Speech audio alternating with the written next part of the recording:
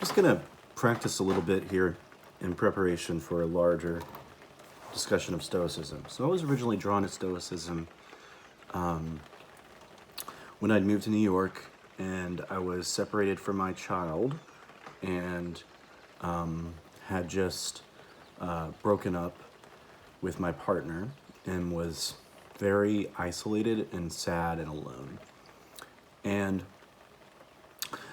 it had been suggested to me from a professor, Dmitry Nikulian, that I study the Roman Stoics. That's Seneca, Epictetus, and Marcus Aurelius. Also Musonius Rufus, but we don't have complete works of his. So I discovered really quickly that there's scholarship on the Stoics, and we have complete texts of these Roman Stoics. The Greek Stoics, who came before them, we don't have any complete works. We have lots of fragments. We have lots of testimony from other figures. And the commonality that I got with it was, first this notion that we have today of a Stoic personality as one who is devoid of emotion, who is austere. There's some truth to that. But in general, with the exception of certain emotional states, like when Seneca discusses anger, he can't find a positive place for it. Anger, for Seneca, is a sort of enabling, self-destructive, all-destructive contagion. It doesn't in any way lead to the integration of the self. Instead, it leads to its fragmentation, its dispersal, and it spreads that like a disease to others. So that has to be extirpated. It has to be extinguished. It has to be ended. And he contrasted that with other philosophers like Aristotle, who found a place for anger. Plato with his tripartite soul, where the thumos, the kind of spiritedness, included a degree of anger, but you had to have all these things in harmony and balance. But for the Stoics, harmony and balance exists within a unitary self. And that unitary self is, you can't think of yourself as divided up between these emotions and reason, between your thoughts and your feelings. You are those things, and you are only those things. And so, whenever you have an emotional state, you are transformed into that thing. And that process of transformation leaves its mark on us as individuals, as selves. I think that's, that kind of bears out with our modern understanding of how memory and things like trauma and so on work. So a lot of that appealed to me and made sense, but mostly what made sense to me was trying to delineate between what was in our control and was not in our control. And again, I go back to this very beginning of the Enchiridion of Epictetus. The Enchiridion means handbook. It's a kind of distillation of his lectures into a handy-dandy small text. If you want to pick it up, there's lots of versions. I'd recommend getting the Loeb version with the Greek text on the side, or this Oxford World's Classics version. There's some really bad translations out there, but he says some things are within our power while others are not. And then he lists the things that are within our power and those are not. And those things that are within our power are what we have to assign value to. And we can only flourish in a state in which we assign those values and our sense of self-worth to those things within our power. The things outside of our power are just that. They are beyond our grasp. We cannot give those things our sense of self. We cannot give our sense of self over to that. We can't be determined by those external powers, by those powers that are beyond our capacity as reasoning beings. So that's sort of the beginning of Stoic thought. During this period in my life, like I said, I was very alone and very sad, and I felt compelled by a sense of duty to my son to stay in New York and do the work that I was doing. And ultimately, it was a good decision.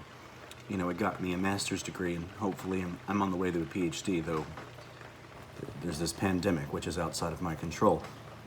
I was able to bring him with me the next year, and I really deepened my Stoic practice then, because having to live alone in a strange place with a, at that time, 4-year-old is a challenge. And there's a lot of emotional difficulty that comes with trying to deal with small children, especially without other adults around to help you, because you have to kind of find a way to make your mind fit into that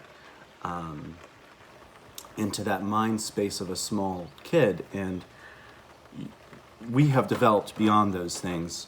That's why it's a special skill set for people to take care of children all day and at different age groups. I mean, they're amazing people that they can do that, and not all of us can. And I'm not particularly well equipped for it. I tend to talk to my child using the same vocabulary I use with everyone else. That's probably why his vocabulary is pretty great. But I try to read developmental stuff and understand where he's coming from. And so this ties back in. So a lot of the time I would find myself angry. I would find myself sad, depressed, or upset, and I would stop. And I would say, what in this situation is in my control? And it's my interpretation of events. I learned a lot about my own complexes from this. When something would happen and I would say, oh, this is... And then I would tell myself a narrative about my life, about how my life always ends up with this kind of misery. My life always ends up with this kind of tragedy and heartache and depression. And those narratives are, they are interpretations that I have developed over time, but they're not reality. They're not true in a very concrete sense. They're only true in as much as I give them meaning, as I give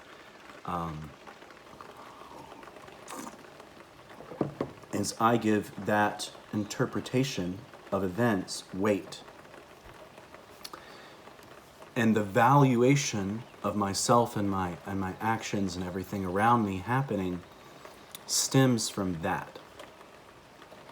So, concretely, how did this look? The Stoics have a lot of practices of the self. In another video, I'll probably go into some more specific ones, but, there's some of the more extreme ones that kind of come out to mind, like negative visualization, where you think of things, the worst thing that could happen in a given scenario, that you prepare yourself for that. And you say to yourself, as it happens, what is my control and what is not? What can I do in this situation?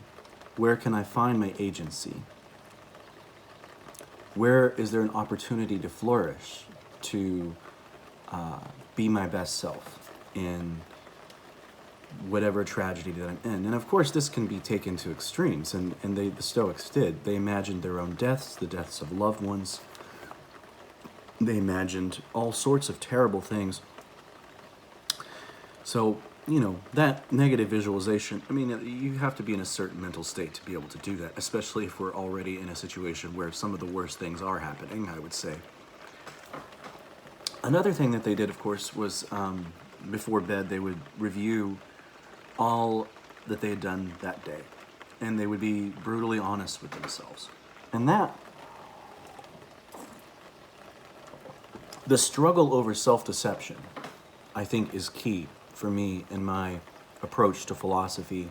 It was key when Sartre was all the rage for me, and I guess to some degree he still is, and Nietzsche, and it remains the case with the Stoics and Epicureans and the skeptics for me, because we do tend to deceive ourselves, and we tend to try to find ways to make sense of our actions within pre-existing narratives that may have served us at some time, but no longer do.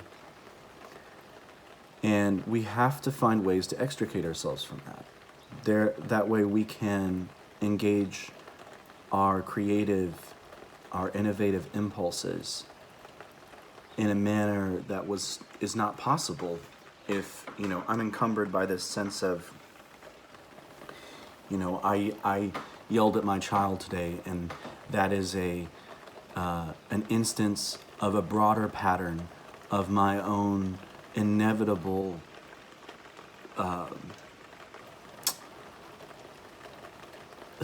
downturn towards becoming a terrible person, and see all these other examples of when you were a terrible person, and so on and so on and so on. And those complexes are interpretations that develop over time, but we can undo them.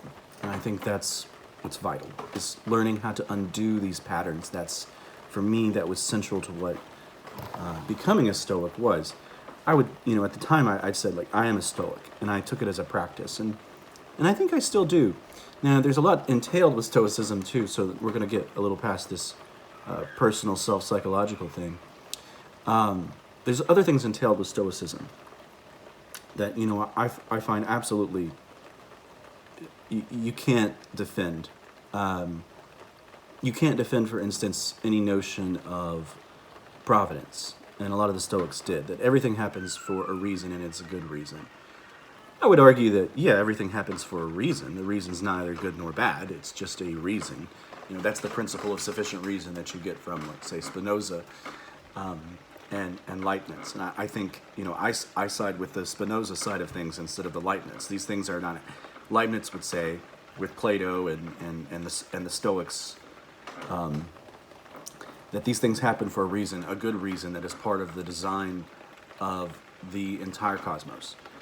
And the Epicureans and Spinoza would say that everything does happen for a reason. We have a chain of causation that we can look at for everything.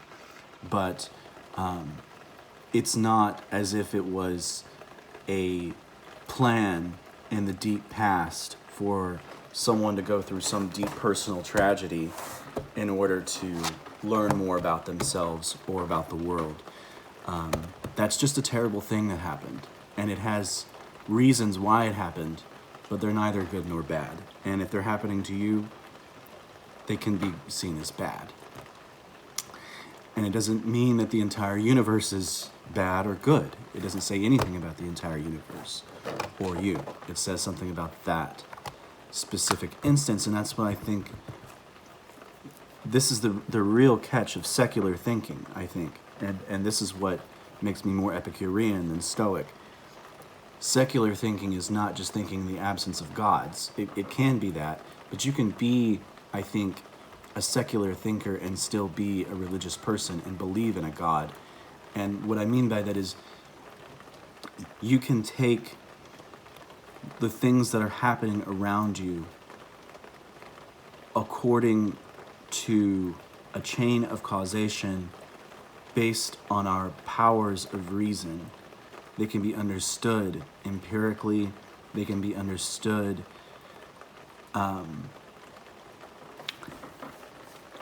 not as something which entails some broader purpose, but as just instances of the absolute diversity of the universe. Or you can be a non-secular thinker, and everything that happens ultimately is part of some plan, some good plan. I think if you follow that line of reasoning, like Leibniz and figures like that, the only way to continue with it is to become a kind of theologian that excuses evil, or in a more honest way maybe embraces it and says that the universe does have a plan for us, and it's terrible, it's horrifying, it's this endless differentiation. The universe is nothing but its endless differentiation of itself into these specialized parts which then devour each other forever. That's a paraphrase of something from Thomas Ligoti's The Conspiracy Against the Human Race. I think if you have any conception of providence as that overarching plan, it has to end in that. And the alternative is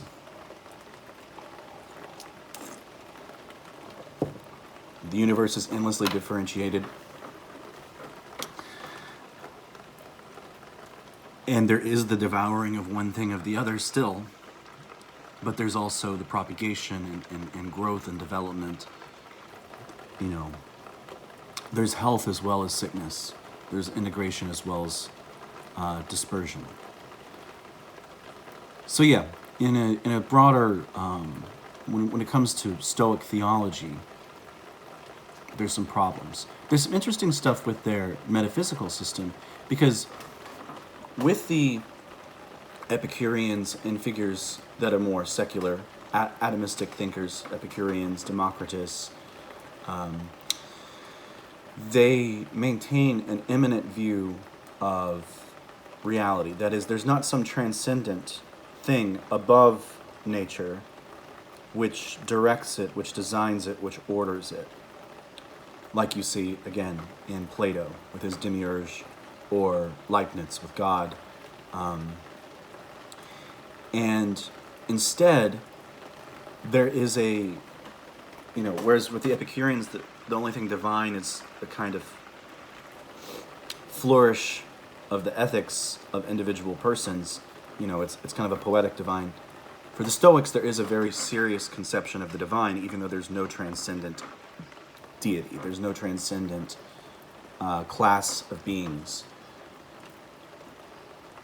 The entire universe is permeated with a rational, active aspect and a irrational, passive aspect. And it is in this sense that they have a kind of notion of intelligent design, but it's not intelligent. Intelligent design, I think, is the wrong term. Some people will say that's what they're getting at, but it's not as if there's a designer outside of a thing who had a blueprint and then made it happen. It's that within each thing there is a tendency towards rationality and a tendency towards irrationality. There's a tendency towards integration and disintegration.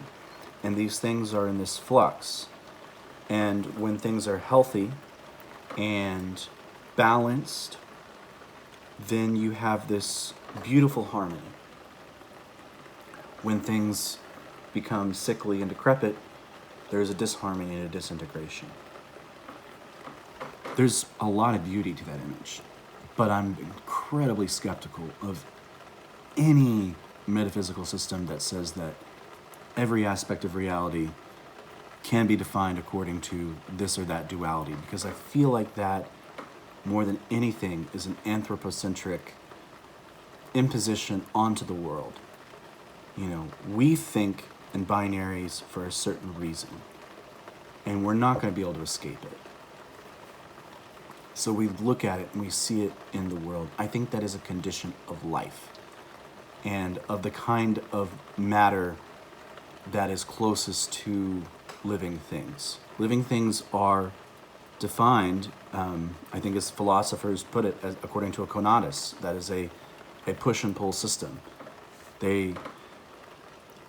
You can build up the most complex organism from this notion of on and off, of attracted to this, repelled from that, attracted from this, and you can create an ever complex chain that can develop into a structure, and from that you can move on to life, single-celled life, and then eukaryotic life, and on and on and on and on and on. Anyway, I think that, again, I think the argument I'm making is it's not necessarily anthropocentric. It's sort of based on the kind of biological life that we are, that we see that into the universe, because it is in the universe. It is there. But is it there just on the surface? You know, is the universe stranger than all of that with dark matter or strings or whatever? Perhaps. We don't know. But anyway, I think I'll leave it there. I'm going to continue on talking about Stoicism.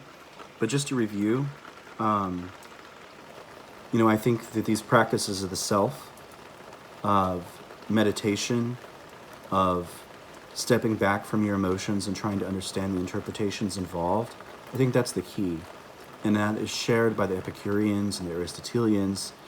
And it's not that it has nothing to do with the broader theology or metaphysics of their work, but it's that some of the techniques can be used with or without it.